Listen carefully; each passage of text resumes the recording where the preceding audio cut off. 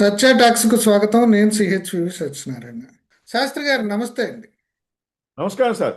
OTT వల్ల Telugu cinema తన mass mass అనే గుర్తింపు పోతుంది. అంటే మాస్ మసాలా లేకపోతే మాస్ సినిమాలు ఇట్లాంటి గుర్తింపు పోతుంది ఓటీటీ వల్ల అని చెప్పేసి అంటున్నారు. దాని మీద ఏం చెప్తారు మీరు? ఆ, అంటే అవును కాదు ఈ ప్రశ్నకి రెండు రకాలుగా కూడా జవాబు ఉందండి. అవును కాదు అని చెప్పి ఏం చేస్తుందంటే తెలుగు సినిమా యాక్చువల్గా రెండు మార్గాల్లో వెళ్తోంది. మాస్ సినిమాలు అనేటువంటి థియేటర్లో వెళ్తున్నాయి. కథా ప్రధానమైనటువంటి సినిమాలు ఓటీటీలో వెళ్తున్నాయి. అంచేత తెలుగు సినిమా మారుతోంది, కానీ మాయం కావడం లేదు. ఇక్కడ ఓకే. విస్తృత వివరణ ఏంటంటే తెలుగు సినిమా యొక్క బలం ఏంటంటే ఎమోషన్, నాటకీయత, యాక్షన్, విజువల్ స్కిల్స్, ఇవన్నీ డైలాగ్ డెలివరీ, ఇవన్నీ అన్నమాట. దీన్ని ఓటీటీ ఒక్కసారిగా పడగొట్టలేదు. అంచేత ఆ, ఇప్పుడు తెలుగు సినిమాకి రెండు దారులు ఉన్నాయి. పండగలు, మాస్ థియేటర్స్. పండగలు లేవు, కథ, ప్రయోగాలు, ఓటీటీ. ఆ విధంగా మారిపోయాయి. ఆ విధంగా మారిపోయిన ఉదాహరణలో మనం ఏం చెప్పాలంటే దసరా ఉంది. దసరా టైంలో థియేటర్, దీపావళి టైంలో థియేటర్, సంక్రాంతి టైంలో థియేటర్. ఆ తర్వాత థియేటర్ గురించి మనం మాట్లాడకూడదు. ఆ తర్వాత ఓటీటీ, సినిమా బండిలాగా ఓటీటీ గురించి మాట్లాడాలి మనం. సో ఆ విధంగా ఇది నష్టమా అంటే, ఒక విధంగా చెప్పాలంటే సింగిల్ థియేటర్స్కి ఇది నష్టం. థియేటర్స్లో కమర్షియల్ మోడల్ లేకుండా, కమర్షియల్ షాప్స్ లేకుండా, వేరే ఇతర బిజినెస్ అంటే ప్రపోజిషన్స్ లేకుండా ఓన్లీ సినిమా మీద ఆధారపడిన వాళ్ళకి జీవన భృతి కూడా దొరకడం అనేటువంటి కష్టం అవుతుంది. ఈ ఈ మోడల్స్ వల్ల, ఈ రెండు వేరు వేరు భిన్న పద్ధతుల వల్ల. అంచేత ఇది నష్టమా అంటే సింగిల్ థియేటర్ ఓనర్స్కి నష్టమే. కానీ మల్టీప్లెక్స్ ఉన్న వాళ్ళకి, మాల్స్లో ఉన్న వాళ్ళకి ఇది నష్టం కాదని చెప్పాలి సార్. ఈ విధంగా తెలుగు సినిమా యొక్క రూపాంతరం చెందుతుందన్నమాట. ఓకే. ఇప్పుడు గతంలో ఇప్పుడు ఏంటంటే ప్రేక్షకులను దృష్టిలో పెట్టుకుని నిర్మాత, దర్శకుడు వీళ్ళందరూ పెద్ద ఎక్సర్సైజ్ చేసి ఒక సినిమా రూపొందించేవాళ్ళండి. ఇప్పుడు ఓటీటీ వచ్చాక ఇందాక మీరు చెప్పినట్టు ఈ ఆల్గరిథం అంటే ఈ ఆల్గరిథము ప్రేక్షకుల్ని ఎలా దగ్గరకు తీసుకుంటుంది అనేది ఆల్గరిథం బేస్డ్ సినిమాలు తీస్తున్నారు అనేది వస్తుంది. ఇప్పుడు ఈ మార్పు ఏంటి టెక్నాలజికల్గా? ఓకే, గుడ్ క్వశ్చన్ అండి. మనం డీప్గా దీని గురించి డిస్కస్ చేద్దాము. అల్గారిథం అనేటువంటిది ఇప్పుడు సినిమాకి మార్గం చూపిస్తోందండి. ఎలా అంటే అది కథని నడిపిస్తోంది. అల్గారిథం కథను నడిపిస్తుంది అనమాట. ఏ విధంగా? అల్గారిథం అనేటువంటిది డేటాని కలెక్ట్ చేసి, డేటాని క్రియేట్ చేసి, ఆ డేటా సహాయం చేసి ఆ కథకుడికి ఇలా ఉండాలి, ఇక్కడ ఇలా ఉండాలి, ఈ సీన్ ఇలా ఉండాలి, ఈ నెక్స్ట్ సీన్ ఇలా ఉండాలి, ఇదిలా ఉండాలి ఈ కథకి అనేటువంటి ప్రతిదీ కూడా సహాయం చేస్తుంది. ఆ సహాయం చేయడం వల్ల ఇప్పుడు కథకుడు అనేవాడు ఈ టెక్నాలజీకి ఆ, అనుగుణంగా పనిచేస్తేనే తప్ప, పాత పద్ధతిలో పెన్ తీసుకుని పేపర్ తీసుకుని మనం రాసేద్దాం, మన మైండ్లో ఉన్నది మనం వాచ్ అదే. చేసి అది కథ పెట్టి చెప్పేద్దాం, దానికి డైలాగులు రాసేద్దాం అంటే వాళ్ళు సక్సెస్ కాలేరు. అందుచేతనే ఈ అల్గారిథం మార్గం చూపిస్తుంది. దీన్ని వన్ లైనర్లో చెప్పాలంటే డేటా గైడ్, కానీ కథ డ్రైవర్ అనేటువంటి పద్ధతిలో మనం చెప్పొచ్చు అనమాట. విస్తృత వివరణలోకి మనం వెళ్ళినట్లయితే బేసికల్గా అల్గారిథం అంటే ప్రేక్షకుడు ఏది ఇష్టపడుతున్నాడో చెప్పే ఒక డేటా టూల్ అన్నమాట. అది కథ రాయడంలో హెల్ప్ చేస్తుంది, ఆ, కథకుడికి రాయించేటట్టు చేస్తుంది, దాంట్లో కూడా హెల్ప్ చేస్తుంది. అయితే దీనికి కొన్ని ఉదాహరణలు చెప్పాలంటే, అంటే సింపుల్గా అర్థం చేసుకోవడానికి ఉదాహరణలు చెప్పాలంటే, ఫర్ ఎగ్జాంపుల్ ట్రైలర్ చూసి ఎంతమంది ఆ ట్రైలర్ ఉన్న జస్ట్ ఫ్యూ సెకండ్స్లో, ఫ్యూ మినిట్స్లో, లేకపోతే ఏ సీన్స్ని, ఏ డైలాగ్ని, ఏ డెలివరీని, ఏ మ్యూజిక్ని లైక్ చేశారో, ఎక్కువసేపు చూశారో, అది కూడా అది క్యాప్చర్ చేస్తుంది. అంతేకాకుండా మళ్ళీ కొంతమంది రీవాచ్ చేస్తారు కొన్ని సీన్స్ని కావాలని చెప్పి. అదే. ఆ సీన్స్ని రీవాచ్ చేస్తున్నారు అనేటువంటిది కూడా క్యాప్చర్ చేస్తుంది. అంత డీప్గా వెళ్తుంది అనమాట. అంత డీప్గా వెళ్ళడం మూలంగా అది క్రియేటివిటీని పెంచడానికి ఎంతగానో ఉపయోగపడుతుంది. అంటే మాస్గా, అంటే 130 కోట్ల ప్రజలు ఇండియాలో ఉంటే ఆ 130 కోట్ల యొక్క ప్రజల యొక్క వాళ్ళ మనసులో ఉన్న ఆ, విషయం ఏంటి అనేటువంటి తెలుసుకోవడానికి ఉపయోగపడుతుంది. విజావి మనం గతంలో చూసినట్లయితే ఒక కథకుడు ఎవడో ఉండేవాడు, బాగా చదువుకున్నవాడు గతంలో, లేకపోతే కథలు చెప్పేవాడు, వాడు ఆలోచించి రాసేవాడు, అది అందరి మీదకి రుద్దేవాడు. ఇప్పుడు అలా కాకుండా ఈ డెమోక్రటైజ్డ్ మోడల్లో 130 కోట్ల మంది ప్రజల్లో ఈ ఓటీటీ ద్వారా ఈ ప్రజలు ఏ కథలకి, ఏ కథనానికి ఇష్టపడుతున్నారు, ఏ యాక్టింగ్కి ఇష్టపడుతున్నారు, అటువంటి డేటా అంతటిని కలెక్ట్ చేసి కథకులకి ఇస్తే ఆ కథకులు తయారు చేస్తున్నారు కథల్ని. సో ఇప్పుడు వస్తున్న కథకులు, కథనాలు అన్నీ కూడా అల్గారిథమిక్ డ్రివెన్ అనమాట. అంటే ఒక విధంగా చెప్పాలంటే అల్గారిథం అనేటువంటిది ఒక గాడ్ ఫాదర్ కింద మారింది అని చెప్పాలి. ఓకే, ఇప్పుడు ఈ అసలే ఐమాక్స్లు దెబ్బకి సింగిల్ థియేటర్లు మూతపడుతున్నాయి. ఇంకా ఇప్పుడు ఓటీటీలు కూడా వచ్చాక అసలు సింగిల్ థియేటర్ల పరిస్థితి ఏంటంటారు? సింగిల్ థియేటర్లు నేను ఇందాక చెప్పినట్లుగా పూర్తిగా మాయమవుతాయండి. ఎంచేతంటే సెంటిమెంట్తో మనకు వ్యాపారం నడవదు సార్. మాకు ఈ సింగిల్ థియేటర్ ఉంది ఎప్పటి నుంచో, మా తాతలు నడుపుతున్నారు, మేము కూడా నడుపుతాం అంటే కుదరదు సార్. ఎందుకంటే బిజినెస్ వాతావరణం మారిపోయింది. దానికి అనుగుణంగా మనం కూడా మారకపోతే మన బిజినెస్ సింగిల్ థియేటర్స్ మూతపడతాయి, మారితే అవి నిలబడతాయి. నోస్టాలజియా నోస్టాలజియా అంటే మన మన మన, ఆ, గత పురాతన జ్ఞాపకం, అంటే అది ఒక జ్ఞాపకం. మా గతకాలపు తాతలు, జ్ఞాపకాలు. మన తండ్రులు నడిపారు, మేము కూడా నడిపేస్తాం, మాకు సెంటిమెంట్లు అంటే ఆ సెంటిమెంట్లు పనిచేయవు ఇక్కడ, అవి థియేటర్ని కాపాడవు. ఇక్కడ ఆ, థియేటర్తో పాటు షాపింగ్ ఎక్స్పీరియన్స్ ఇస్తూ, థియేటర్స్ని అప్గ్రేడ్ చేసుకుంటూ, సౌండ్ సీటింగ్ అనుభవాన్ని పెంచుతూ, వాళ్ళకి కావాల్సిన ఆహార పదార్థాలని వాళ్ళ సీట్ల దగ్గర తీసుకువెళ్ళి సప్లై చేసేటువంటి మోడల్స్లో, ఆ స్టాండర్డ్లో అప్గ్రేడ్ చేస్తే మాత్రమే ఈ సింగిల్ థియేటర్స్ నిలబడతాయి సార్. లేకపోతే ఇవి ఖచ్చితంగా మూతపడతాయి సార్. ఇప్పుడు ఈ నెట్ఫ్లిక్స్ వార్నర్ ఒప్పందం వల్ల ఈ మామూలుగా ఈ ఓటీటీలకు కూడా, ఓటీటీల బిజినెస్ కూడా ఇప్పుడు దెబ్బ తగులుతుంది అంటున్నారు. ఎందుకంటే ఇది పెద్ద మెగా వెంచరు, పెద్ద మెగా ఎంటర్ప్రైజ్ కాబట్టి ఈ డీల్. ఖచ్చితంగా సార్, ఖచ్చితంగా సార్. ఎందుచేతంటే నెట్ఫ్లిక్స్, వార్నర్ బ్రదర్స్ ఇద్దరు కలిసి వాళ్ళు చేసుకున్న అంగీకారంలో వాళ్ళు కొన్ని నియమాలు పెట్టుకున్నారు. ఇక పైనుంచి ఏ కథ పడితే ఆ కథకి మనం ఇష్టం వచ్చినంత డబ్బులు ఆఫర్ చేయకూడదు, దాన్ని అల్గారిథమిక్ డ్రివెన్ కంటెంట్ మోడల్స్తో కంపారిజన్ చేయించి అవి ఓకే చేస్తేనే ఆ కంటెంట్కి మనం డబ్బులు ఇవ్వాలి.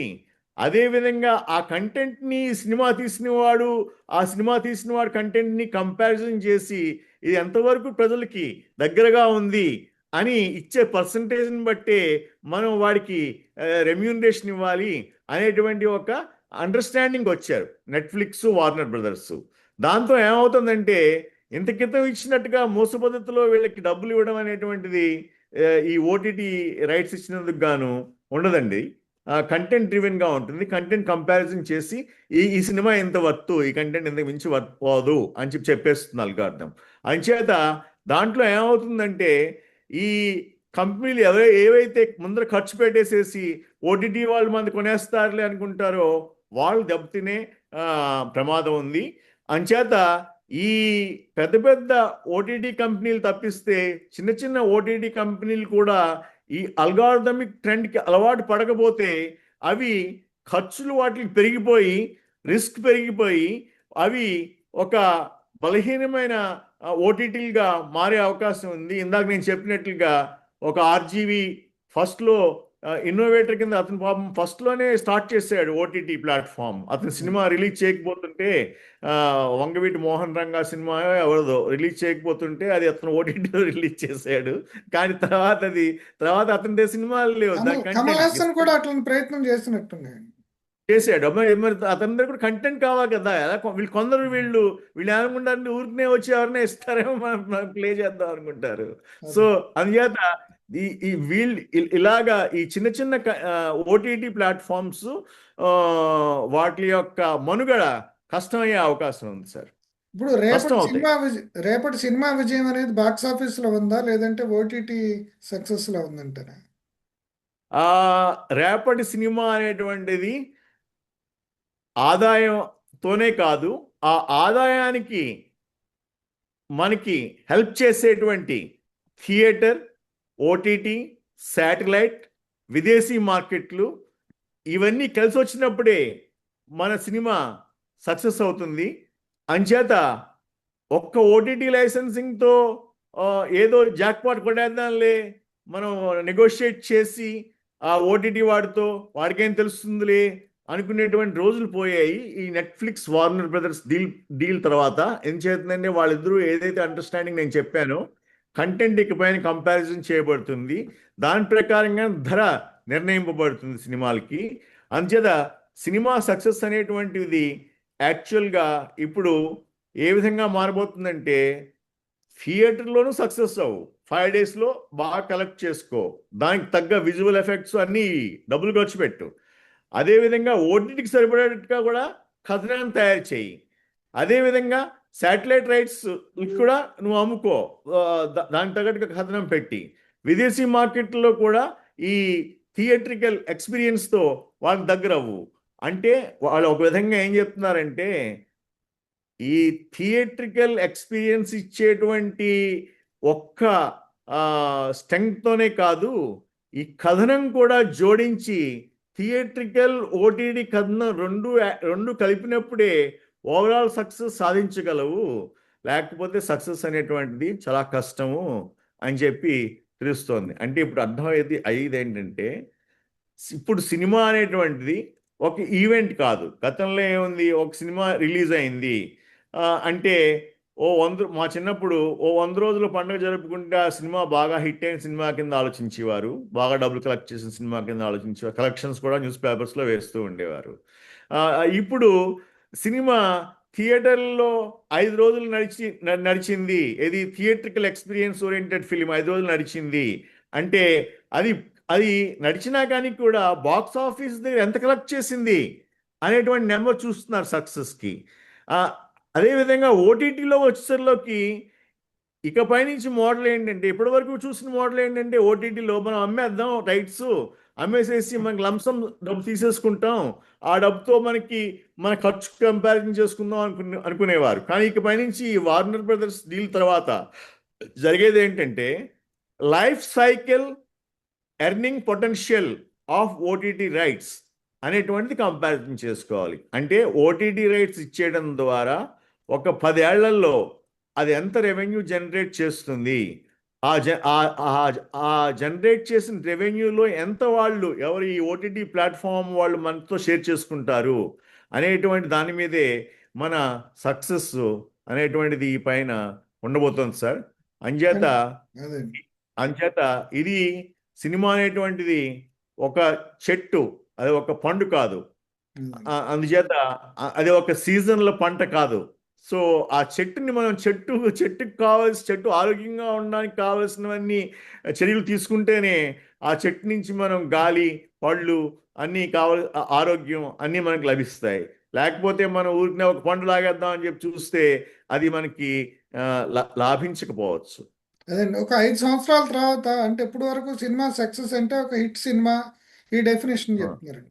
ఇప్పుడు మీరు ఆల్గోరిథమ్స్ ఇవన్నీ వచ్చిన తర్వాత సినిమా అనేది ఒక ఇంటలెక్చువల్ ప్రాపర్టీ కింద మారింది కదా, దాని మీద ఏం చెప్తారు? ఆ కరెక్ట్ ఇంటలెక్చువల్ సార్. ప్రాపర్టీని ఎలా అంచనా వేస్తారు? ఇప్పుడు దాకా ఏదో ఒక హిట్ సినిమా తీసాము అయిపోయింది అనుకుంటున్నారు. ఇప్పుడు హిట్ ఇంటలెక్చువల్ సినిమా అంటే ప్రాపర్టీస్ కింద ఎలా లెక్కేస్తారు ఫ్యూచర్లో? మంచి ప్రశ్న సార్. హిట్ సినిమా అంటే ఇంతవరకు మన మన అర్థం ఏంటంటే, ఒకసారి లాభం తెచ్చిన దాన్ని హిట్ సినిమా అనేవాళ్ళం, లేకపోతే ఫట్ అయిపోయిందని చెప్పి అనేవాళ్ళం మన లోకల్ స్లాంగ్లో. ఇప్పుడు ఏంటంటే ఇప్పుడు ఇప్పుడు హిట్టా ఫట్టా? ఏంటంటే హిటా ఫట్టాలు అనేవాళ్ళు. ఇప్పుడు ఇక పైనుంచి ఆ టెర్మినాలజీ, ఆ శబ్దావళి ఇంకా కనిపించదు.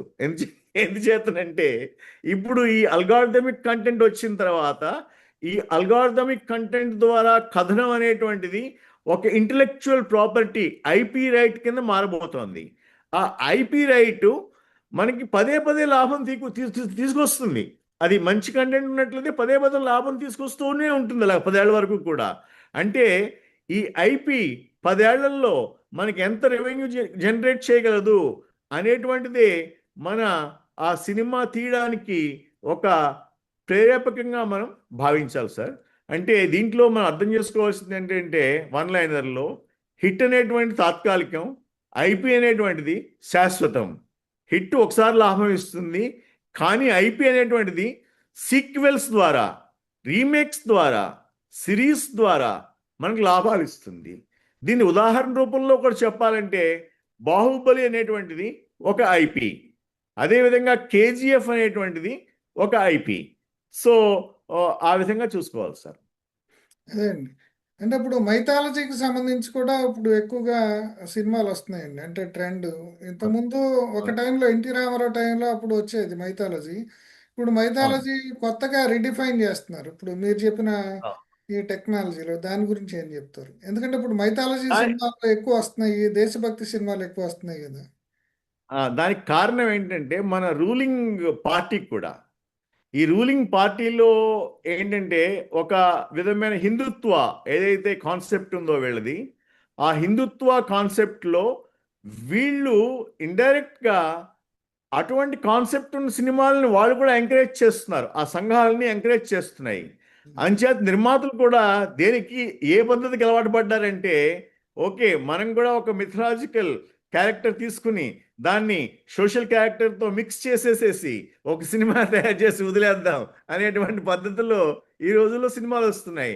నిజానికి 2 రోజుల క్రితం నేను ఒక అవతార్ 3 చూస్తున్నప్పుడు ఆ, ఆ సినిమాలో వరుసగా ఇవి ట్రైలర్స్ వచ్చాయి. ఏంటంటే రామాయణ్, హనుమాన్, ఇటువంటి సినిమాలు మీరు చెప్పినట్లుగా ఇప్పుడు సినిమా ట్రెండ్ మారిపోయింది. మనం అదే ఇప్పుడు చిన్నప్పుడు మా చిన్నప్పుడు ఇవి ఎన్టీఆర్ సినిమాలు గాను ఆ, ఉండేవి మాక్సిమం. అదే ఈ పౌరాణికాలు పౌరాణిక ఎన్టీఆర్, ఎస్విఆర్ వీళ్ళందరూ మనం రాముడు, ఇవే ఉండి రాముడు. ఇవే కరెక్ట్. ఎస్వి గారు, ఎన్టీఆర్, హర్నాథ్ వీళ్ళంతా ఉండేవారు. అదే కానీ ఇప్పుడు ఆ ట్రెండ్ ఇప్పుడు నేషనల్ లెవెల్లో వస్తోంది. కానీ వాళ్ళు ఏం చేస్తున్నారు, పూర్తి పౌరాణికం పెట్టట్లేదు, దానికి సోషల్ స్టోరీ సోషల్ కూడా యాడ్ ఫ్యాంటసీ. చేస్తున్నారు. ఆ, అది యాడ్ చేస్తున్నారు. అంటే మన నిత్య జీవితంలో మనం ఏదో ఇబ్బంది పడుతున్నట్టుగాను, మనం ఎంత శ్రమ పడుతున్నప్పటికీ మనకి ఫలితాలు రాకపోతున్నట్టుగాను, అక్కడ ఒక డివైన్ ఎఫెక్ట్ అనేటువంటిది వచ్చి మనలోకి వచ్చి దాని ద్వారా మనం మనం బాగుపడుతున్నట్టుగాను ఈ థీమ్తో సినిమాలు వస్తున్నాయి. దీనికి కారణం మెయిన్గా మన రూలింగ్ పార్టీ. ఆ రూలింగ్ పార్టీకి ఉన్న అనుబంధ శాఖలు ఏవైతే ఉన్నాయో వాటి ఎంకరేజ్మెంట్ ఈ ఫిలిమ్స్కి. అంచేది ప్రతివాడు వాళ్ళని ఆ, మెప్పించడానికి ట్రై చేస్తారు. అఖండ 3 వచ్చింది. మీరు అఖండ 3 చూసినట్లయితే, అఖండ 3లో డైలాగ్స్ చూసినట్లయితే, బాలకృష్ణ డైలాగ్స్ చూసినట్లయితే అతను ఈ social fantasy plus whatever you call మాంత్రిక ఫ్యాంటసీ అనేవండి, అఘోరా ఫ్యాంటసీ అనేవండి, అవన్నీ మిక్స్ చేసేసేసి దేశభక్తితో చైనా బోర్డర్లో మన ఇండియా దెబ్బలాడినట్టుగాను, అక్కడ అఘోర శక్తులు వచ్చేసేసి మన ఇండియాని కాపాడినట్టుగాను, మన ఇండియన్ ప్రైమ్ మినిస్టర్ను గొప్పగా పెట్టినట్టుగాను చూపించాడు. ఎందుచేతంటే అది ప్రస్తుతం ఉన్న తెలుగుదేశం ఈ బీజేపీల యొక్క అనుబంధం ఏదైతే మంచిగా నడుస్తుందో అదే దానికి ప్రతిబింబంగా వాళ్ళు తీశారు. అదే వాళ్ళ ఉద్దేశం ఏంటంటే నేషనల్ వైడ్లో అఖండ 3ని బాగా సక్సెస్ చేస్తారనేటువంటి ఉద్దేశం కూడా అండర్లయింగ్ ఆ అదే ఇక నిర్మాతలకి ఇక అందరికి. ఫైనల్ క్వశ్చన్ అండి. ఇప్పుడున్న మారుతున్న పరిస్థితుల్లో దర్శకులు ఓటీటీని దృష్టిలో పెట్టుకుని వాళ్ళు సినిమాలు తీయాలా, లేదంటే థియేటర్ని దృష్టిలో పెట్టుకుని సినిమా తీయాలా, లేదంటే ఆల్గోరిథంని దృష్టిలో పెట్టుకుని సినిమా తీయాలా? వాళ్ళకి మీరేం ఆ, చెప్తారు? ఇ- ఇకపై నుంచి కథలు రాసే వాళ్ళు థియేట్రికల్ సినిమాలు అయితే థియేట్రికల్ దృష్టిని పెట్టుకుని, థియేట్రికల్ కలెక్షన్స్ దృష్టిలో పెట్టుకుని ఆ విధమైన కథనాలను క్రియేట్ చేయాలి. అది కాదు మనకి లాంగ్ టర్మ్ ఐపీలో ఓటీటీ ద్వారా వెళ్దాము అనుకున్నప్పుడు ఈ అల్గోరిథమిక్ ప్లాట్ఫామ్స్ ద్వారా కథనాలను క్రియేట్ చేయవలసి ఉంటుంది. అంటే కథ ఖచ్చితంగా నిర్ణయిస్తుంది. అది ఆ కథ నిర్ణయించేది అది థియేటర్ కథ లేకపోతే ఓటీటీ కథ అనేటువంటిది మాత్రమే అక్కడ బైఫర్కేషన్ జరుగుతుంది. ఆ అదే బైఫర్కేషన్లోనే కథకులు కూడా థియేటర్ల కథకులు, ఓటీటీ కథకులుగా మారిపోతారు. ఇప్పుడు ఇది దర్శకుడి ఒక పరిస్థితి ఏంటండి? దర్శకుడు అనేటువంటి వాడు యాక్చువల్లీ ఇంత క్రితం దర్శకుడు అందరినీ ఒక కోఆర్డినేటర్ కింద సేకరించేవాడు, యాక్టర్స్ దగ్గర నుంచి, కథకుల దగ్గర నుంచి, మ్యూజిక్ డైరెక్టర్స్ దగ్గర నుంచి. ఇప్పుడు అవన్నీ పోయాయి. ఇప్పుడు ఏంటంటే కథకుడు అనేటువంటి వాడు ఓటీటీ ప్లాట్ఫామ్లో వాడే ఒక కోఆర్డినేటర్ మాదిరిగా వాడే దర్శకుడిని పట్టుకొస్తాడు. ఆ, నిర్మాతలకి తక్కువ లేదు, ఓటీటీ ప్లాట్ఫామ్ వాళ్ళే ప్రొడ్యూస్ చేయడానికి ముందుకు వస్తున్నారు అవసరం అయితే. ఓకే, అటువంటి నేపథ్యంలో కథకులు ఎక్కువ ఇంపార్టెన్స్ తీసుకునే అవకాశం ఉంది ఓటీటీ ప్లాట్ఫామ్లో. అయితే థియేట్రికల్ ప్లాట్ఫామ్లో వన్ టైం ఈవెంట్ కోసం ఎవరైతే ఫెస్టివల్ టైంలో క్విక్ బక్స్ చేసుకుందాం అనుకుంటారో వాళ్ళకి మాత్రం వాళ్ళ కథకులు ఉంటారు. ఆ కథకులు వాళ్ళు ఇంపోజ్ చేయడానికి ట్రై చేస్తూ ఉంటారు వాళ్ళ కథలు. అది హిట్టా ఫట్టా అనేటువంటిది కాలమే నిర్ణయిస్తుంది తప్పిస్తే మనం నిర్ణయించలేము. బికాజ్ బాహుబలి బేసిస్గా ప్రభాస్కి చాలా అవకాశాలు వచ్చినప్పటికీ కూడా ఆ మిగతా సాలారు, స్పైడర్, అటు స్పైడర్ కాదు సాలారు, ఇంకొక సినిమా తీశాడు, ఆ సినిమాలని కూడా ఫట్ అయిపోయాయి. అదేవిధంగా వార్ 2 ఫట్ అయిపోయింది, కాంతారా 2 ఫట్ అయిపోయింది. సో అంటే ఒకే మూసులో ఒకే పద్ధతిలో మనం ఏదో పాన్ ఇండియా అయిపోదాం అన్నా కానీ ప్రజలు వాళ్ళని యాక్సెప్ట్ చేయట్లేదు. అంచేత ప్రజలు యాక్సెప్టెన్స్ అనేటువంటిది కథ మీద, కథనం మీద, విజువల్స్ మీద, ఆ థియేట్రికల్స్ మీద, ఆ ట్రెండ్ మీద, ఆ కాలం మీద నిర్ణయం అవుతూ వస్తుంది సార్. అంచేత ముందు కథ రాయండి, ఆ కథని అల్గార్థమిక్తో కంపారిజన్ చేసుకోండి, ఆ తర్వాత ప్లాట్ఫామ్ గురించి ఆలోచించండి. కథ నిజంగా బలంగా ఉంటే ప్లాట్ఫామ్ అనేటువంటి నా ఉద్దేశం ప్రకారం దాని అంతా అదే నడుచుకుని వస్తుంది సార్. నడుచుకుని వచ్చి అదే డబ్బులు ఇచ్చి మనకి వెళ్తుంది సార్. Okay sir. అంటే అల్గారిథం, మనం కూడా అల్గారిథమిక్ కంటెంట్తో మాదిరిగా ఆలోచిస్తూ ముందుకెళ్ళాలి sir. Okay sir, thank you sir. Thank you, నమస్కారం.